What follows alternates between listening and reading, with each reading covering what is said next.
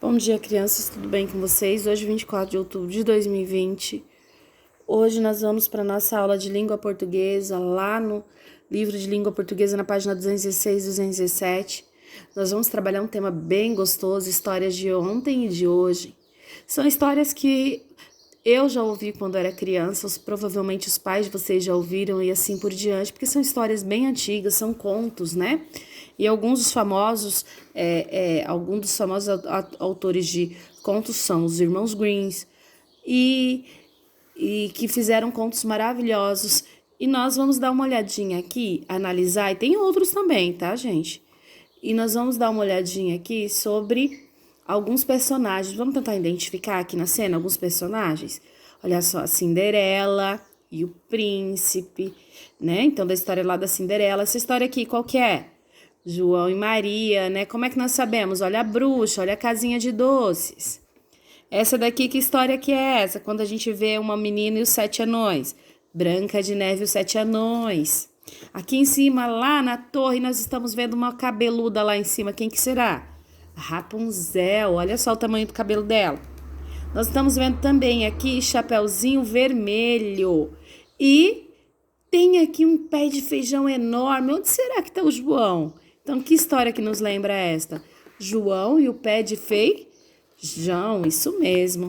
Então, os contos de fadas são contos fictícios, né? Que não são reais, que acontecem, que normalmente tem seres mágicos, né?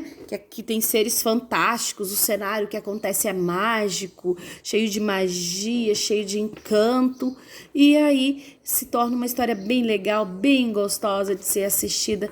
É história pra gente soltar a imaginação, né? Os contos de fada têm lá suas características. Por exemplo, todo conto começa com Era uma Vez, termina com Felizes para Sempre. Então tem toda essa magia dentro do conto de fada.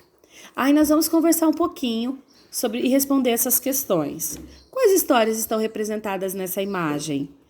Ficou bem claro, né, crianças? Tem a Cinderela, a Rapunzel, a Branca de Neve e os 7 anões, João e o pé de feijão, João e Maria e Chapeuzinho Vermelho. Que tipos de personagens aparecem em histórias como essas? Gente, são personagens fantásticos, né? Aqueles personagens impressionantes, fantásticos, cheios de fantasia, não são personagens reais. Em que cenários as histórias acontecem? Acontecem em cenários reais, né? Em cenários mágicos, jamais em cenários reais. Então, são cenários mágicos, são cenários fictícios, fantasiosos, cheios de fantasia. E você, conhece outras histórias maravilhosas? Qual delas é sua preferida? Por quê? Então, dê a sua opinião aqui. Coloque aqui qual história que você mais gosta, que eu estou curiosa para saber, e eu quero saber o porquê também, tá bom? Beijo, fiquem com Deus.